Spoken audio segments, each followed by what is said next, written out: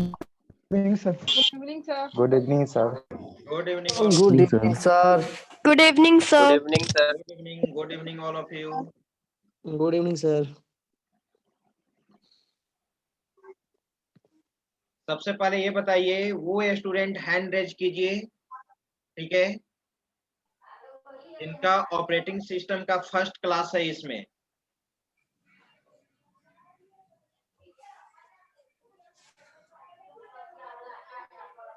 इनका operating system का first class है। अच्छा, जसवंत कुमार, केवल तुम्हारा है, ठीक है। हाँ सर। अभी आपका रोल नंबर अलॉट नहीं हुआ है जसवंत? नहीं सर। चलिए ठीक है।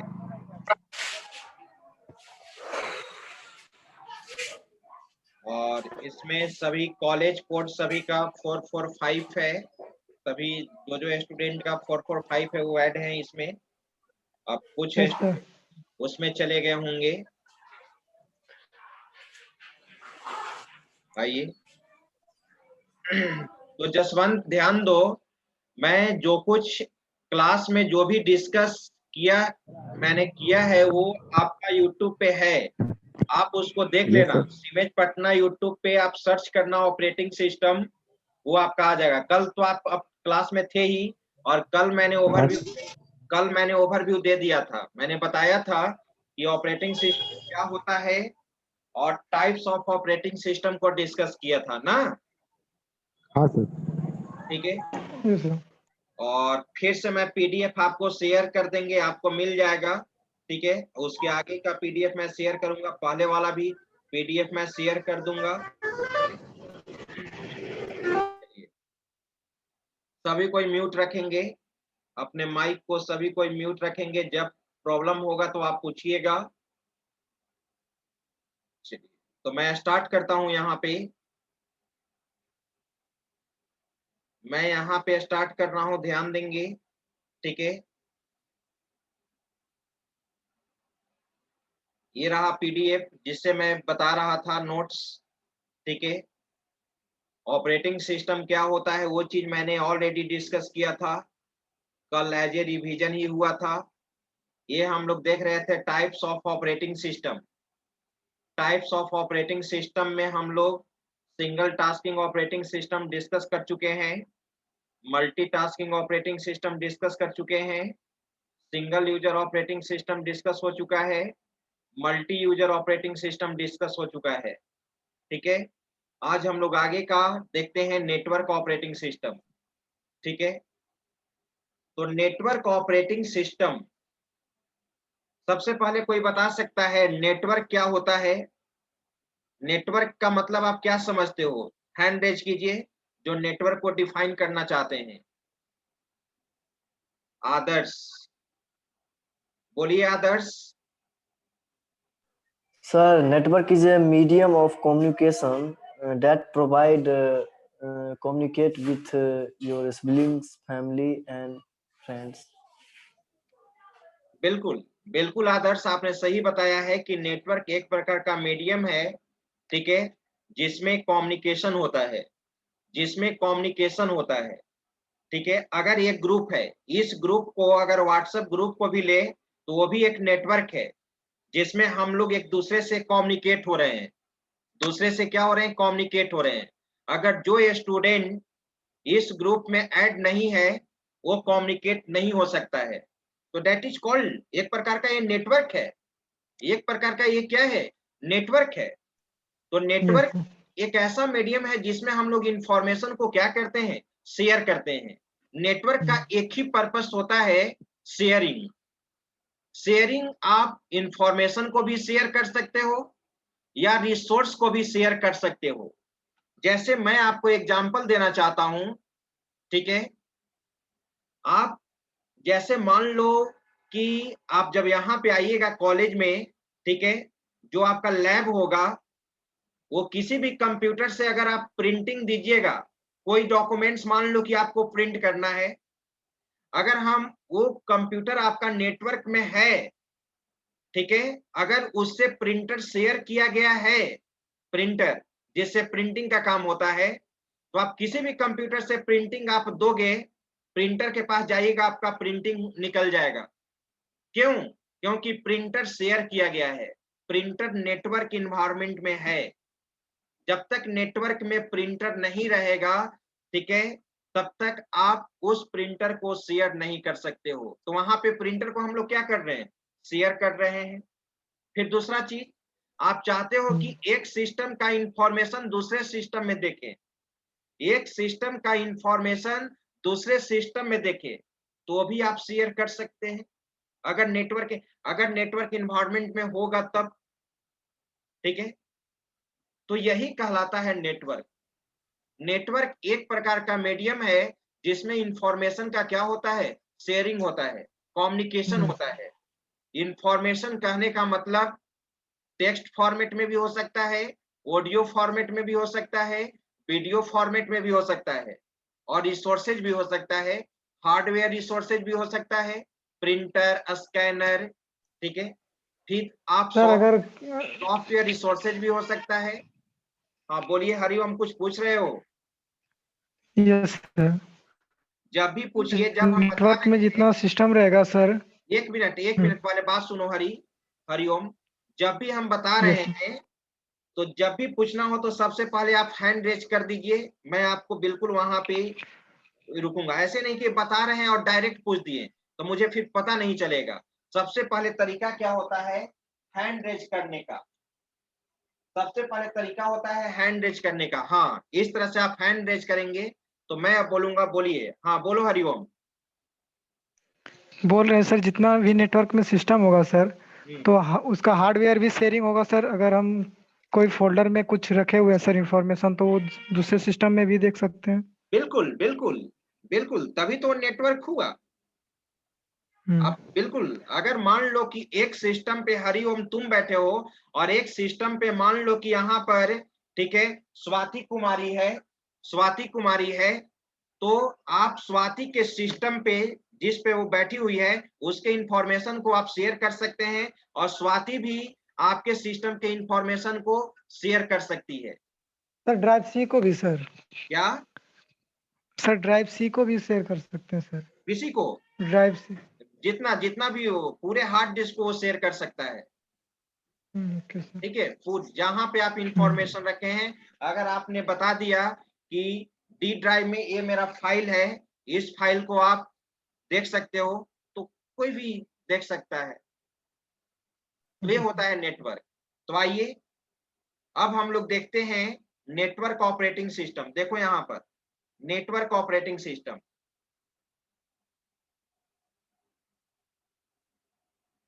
ये रहा नेटवर्क ऑपरेटिंग सिस्टम।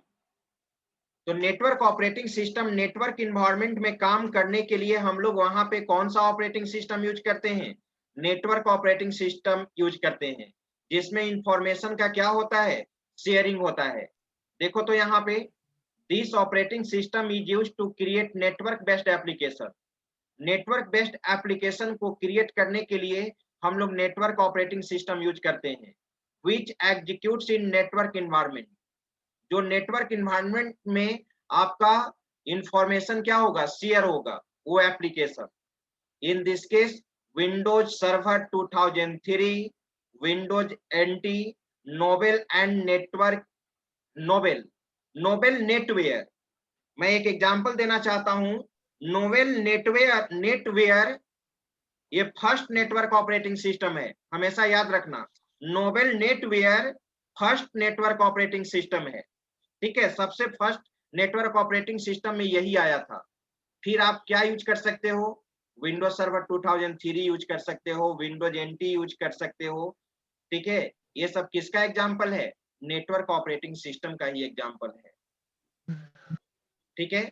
और जो आगे आपने कल प्रीवियस क्लास में जो पूछा था कोई student, distributed application, network operating system में ही डिस्ट्रीब्यूटेड ऑपरेटिंग सिस्टम यूज किया जाता है। हाँ बोलो अभिषेक। सर बोल रहे नेटवर्क ऑपरेटिंग सिस्टम का कहाँ यूज होता है सर ये वाला? नेटवर्क ऑपरेटिंग सिस्टम का यूज होता है जैसे डिस्ट्रीब्यूटेड ऑपरेटिंग सिस्टम जो होता है, जहां तुम बैंकिंग में यूज कर सकते हो, ठीक है।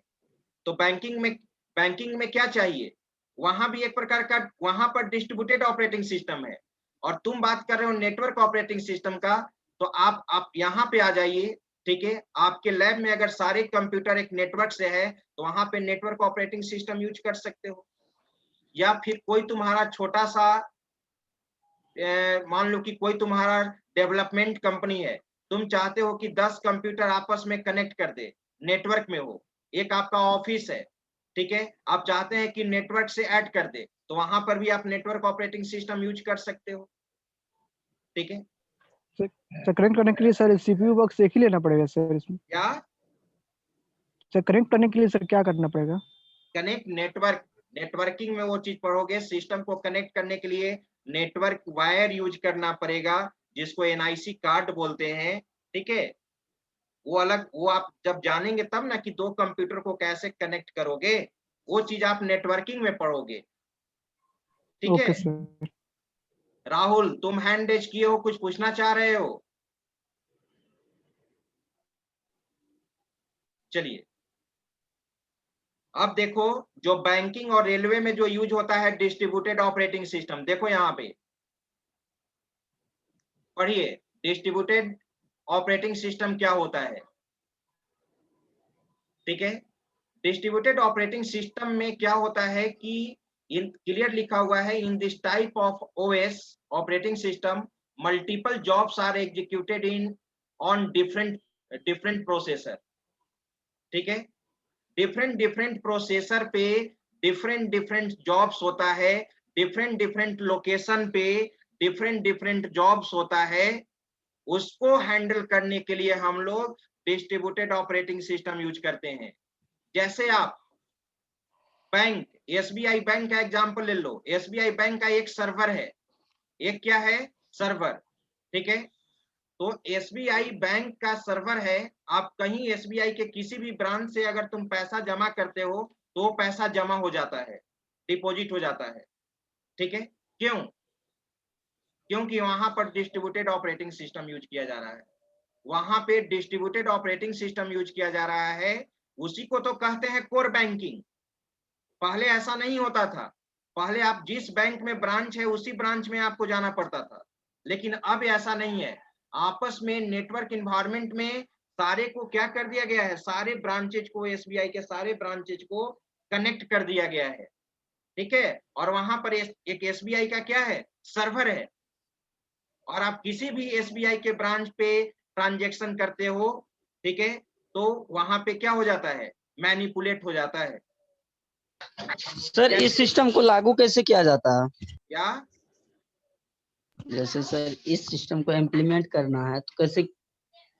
अरे ये सिस्टम को इम्प्लीमेंट करने के लिए ये हार्डवेयर, ये नेटवर्किंग का पार्ट हुआ, ये तो तुम थ्योरी देख रहे हो कि डिस्ट्रीब्यूटेड ऑपरेटिंग सिस्टम क्या है।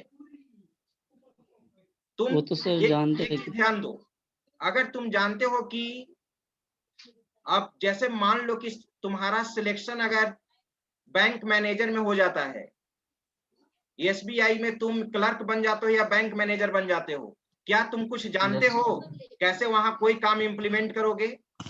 नहीं। No sir. लेकिन ये तुम केवल थ्योरेटिकल तुम जानते हो वहां पर कि ये एक काम होता है, लेकिन उस काम को कैसे एग्जीक्यूट करते हैं उसको तो सीखना पड़ेगा। अब ये जितना भी तुम देख रहे हो डिस्ट्रीब्यूटेड ऑपरेटिंग सिस्टम, अगर तुमको हम अभी कहें कि 4 कंप्यूटर को आपस में कनेक्ट कर दो नेटवर्क एनवायरनमेंट में, क्या तुम कर सकते हो? नहीं। वही स्टूडेंट कर सकता है जो नेटवर्किंग का कॉन्सेप्ट है उसके पास, जो आप सेकेंड ईयर में नेटवर्किंग पढ़ोगे। यानी सर इसको सर टोपोलॉजी के थ्रू करता होगा?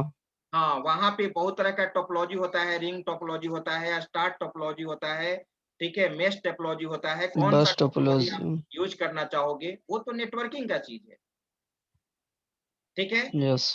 तो okay sir, thank you. Distributed thank you. Operating system में क्या होता है, मतलब डिस्ट्रीब्यूटेड ऑपरेटिंग सिस्टम यूजर को अलाउ करता है more than one task, different different processor पे, सीपीयू के पास, डिफरेंट डिफरेंट लोकेशन पे। रेलवे टिकट का अगर तुम टिकट बुक करते हो तो किसी भी लोकेशन से आप टिकट को क्या कर सकते हो, बुक कर सकते हो, क्योंकि उसका सर्वर एक है। ठीक है, जो आपका टिकट बुक हो गया जो रिजर्वेशन मिल गया अब वो दूसरे कस्टमर को नहीं मिल सकता है, दूसरे क्लाइंट को नहीं मिल सकता है। क्लियर यहाँ पे लिखा हुआ है, पढ़ो यहाँ पे।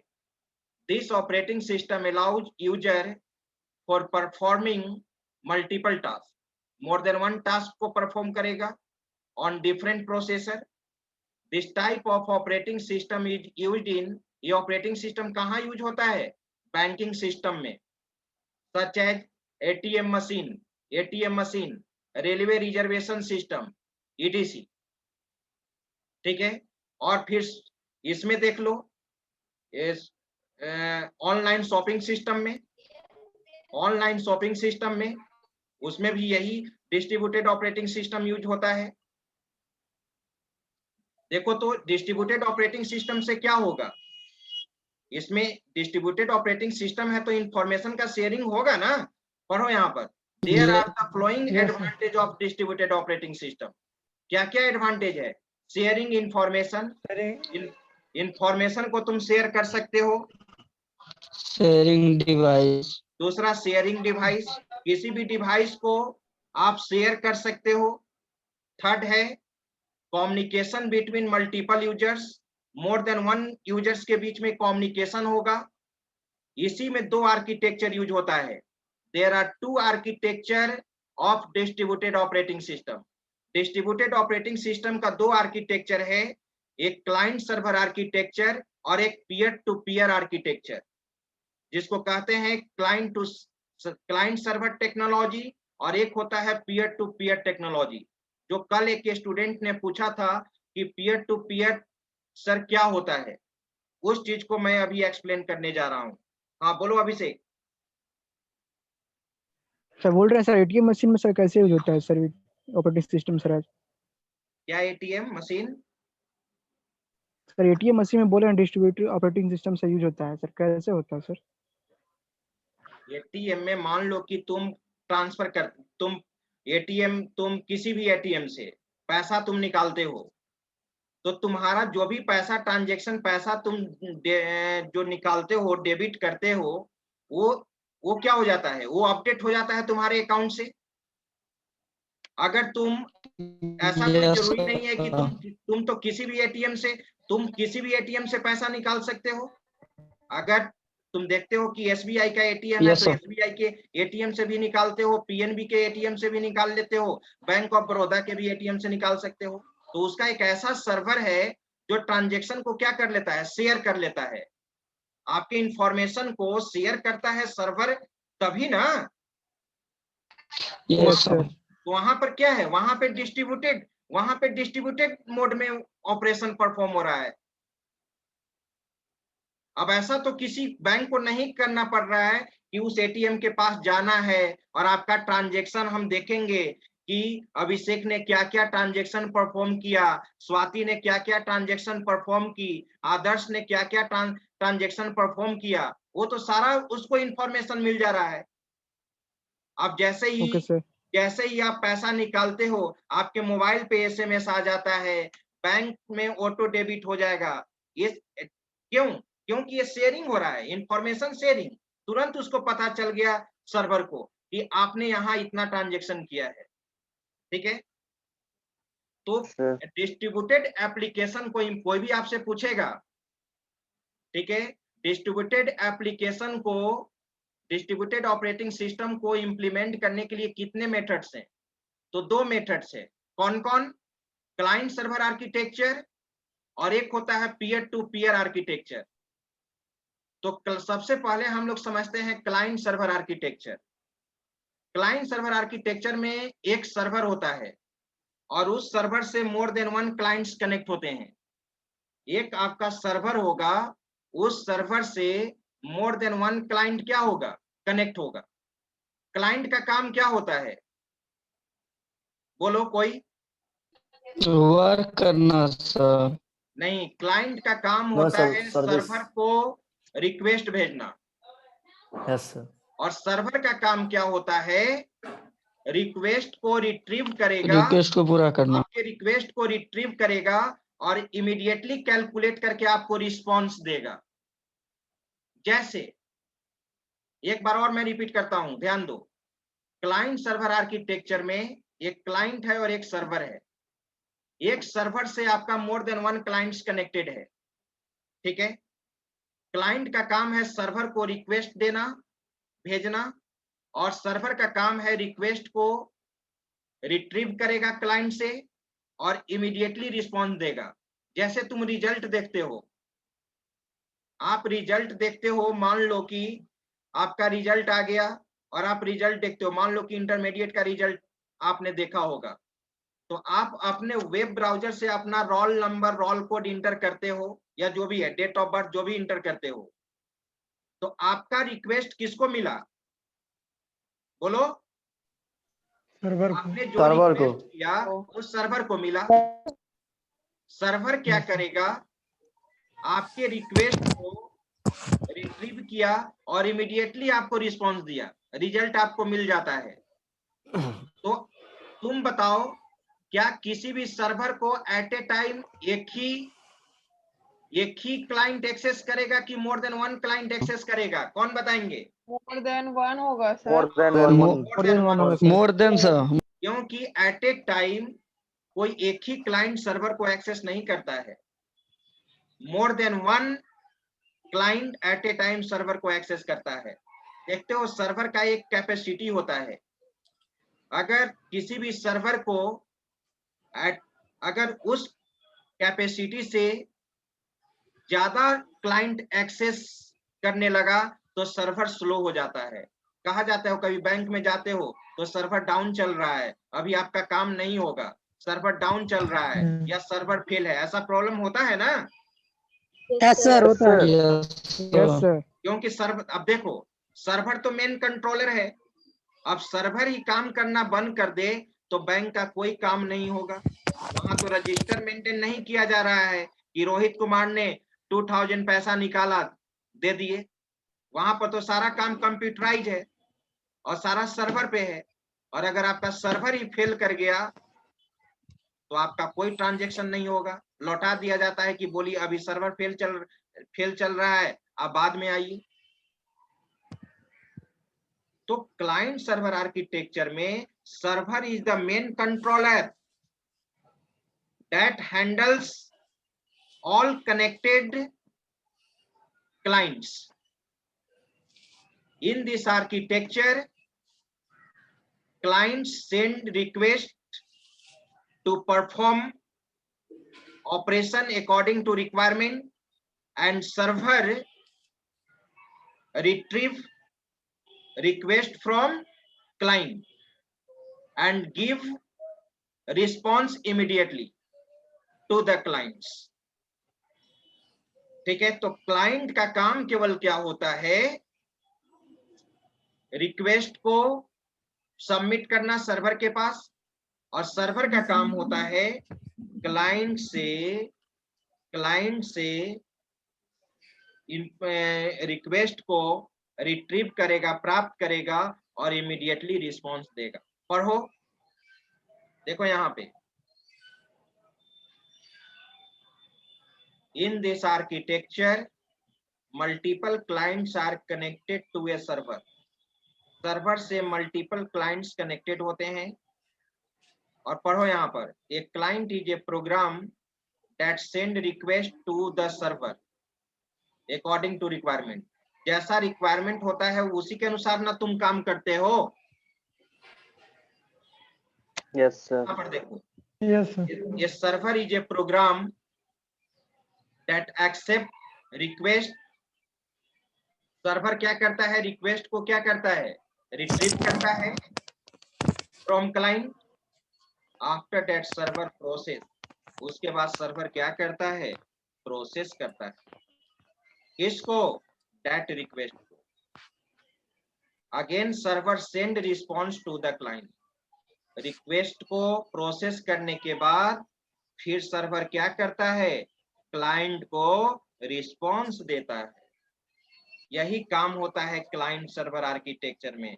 देखो फिगर यहाँ पे बना हुआ है, ये बीच वाला तुम्हारा क्या है? सर्वर है, और इस सर्वर से सारे क्लाइंट कनेक्टेड हैं। इस क्लाइंट को दूसरे क्लाइंट से कोई मतलब नहीं है, आदर्श को रोहित से कुछ मतलब नहीं है।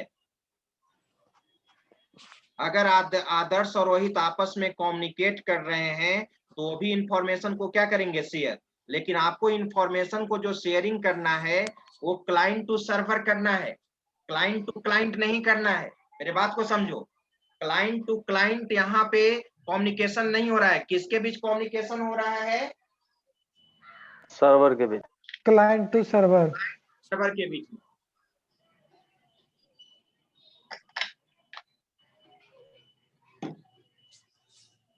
और कोई भी क्लाइंट एट ए टाइम इस सर्वर को क्या करेगा, एक्सेस कर सकता है। ठीक है।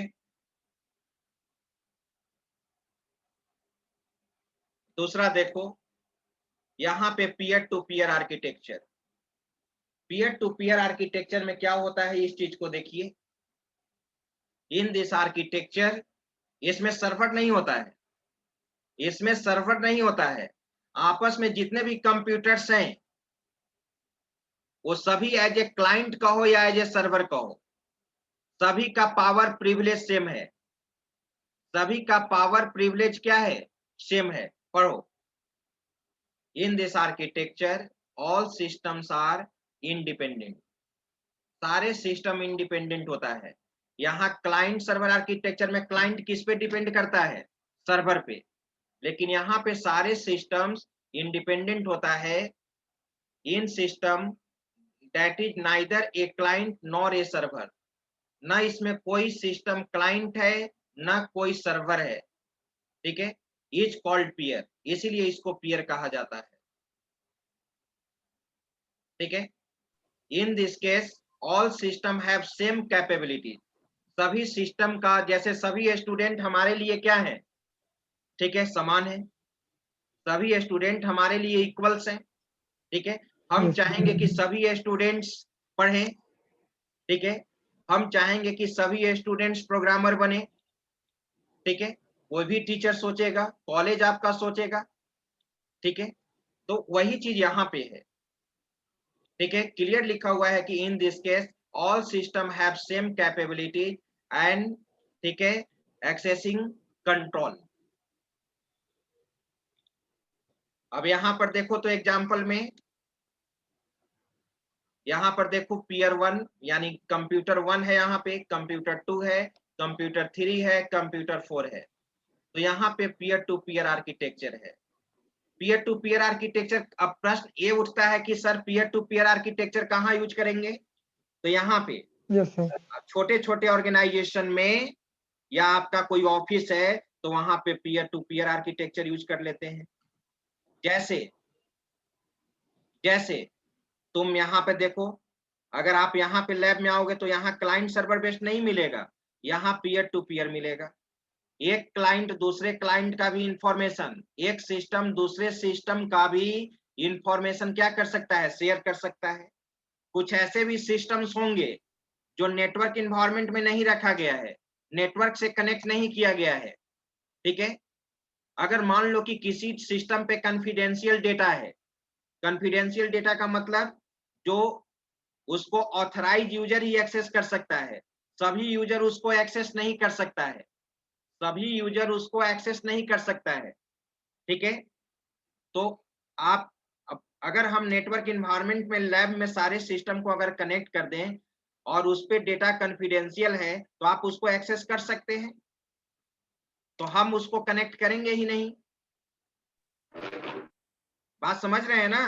तो इसमें क्या होगा, जितने भी कंप्यूटर नेटवर्क इन्वायरमेंट में हैं पीयर टू पीयर आर्किटेक्चर में, सभी का तो पावर इक्वल है, सभी का प्रिविलेज सेम है।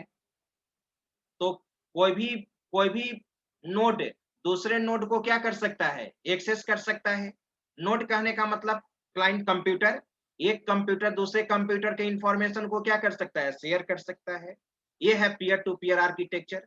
स्मॉल ऑफिस, स्मॉल ऑर्गेनाइजेशन के लिए यूज होता है। अब मान लो कि एसबीआई बैंक के लिए क्या पीयर टू पीयर आर्किटेक्चर होगा? क्या पीएनबी बैंक के लिए पीयर टू पीयर आर्किटेक्चर होगा? नहीं, वहां पे क्लाइंट टू सर्वर आर्किटेक्चर होगा। हाँ बोलो आदर्श। सर जैसे साइबर कैफे में होता है वैसे ही ना सर? हाँ, साइबर कैफे में वहां पे बिल्कुल सही एग्जाम्पल बोला है। पीयर टू पीयर होता है वहां पे, और आप पर डिपेंड करता है। अगर तुम चाहते हो कि हम सर्वर परचेज करके सर्वर कनेक्ट करना चाहते हैं तो आप सर्वर रख सकते हो। अगर कोई कहा कि साइबर कैफे वाला कहा कि मेरा पीयर टू पीयर नहीं है, तो आपका सर्वर होगा, वो आप पर डिपेंड करता है। सर्वर को परचेज करना पड़ता है, 1 लाख, 2 लाख, 4 लाख, 10 लाख, इस तरह से सर्वर का रेट होता है। जितना कैपेसिटी का आपको सर्वर यूज करना है आप कर सकते हैं। तो क्लाइंट टू सर्वर में और पीयर टू पीयर में किसी को प्रॉब्लम नहीं होना चाहिए। यहां तक आप लोग कंप्लीट कीजिए, उसके Yes, बाद sir. फिर हम लोग नेक्स्ट क्लास में आगे देखेंगे। अब मैं अटेंडेंस ले लेता हूं, उसके बाद मैं नेक्स्ट क्लास में आपको बताऊंगा रियल टाइम ऑपरेटिंग सिस्टम। ठीक है, यहां तक पढ़िएगा और मैं वीडियो को भी यूट्यूब पे डाल दूंगा। ठीक है।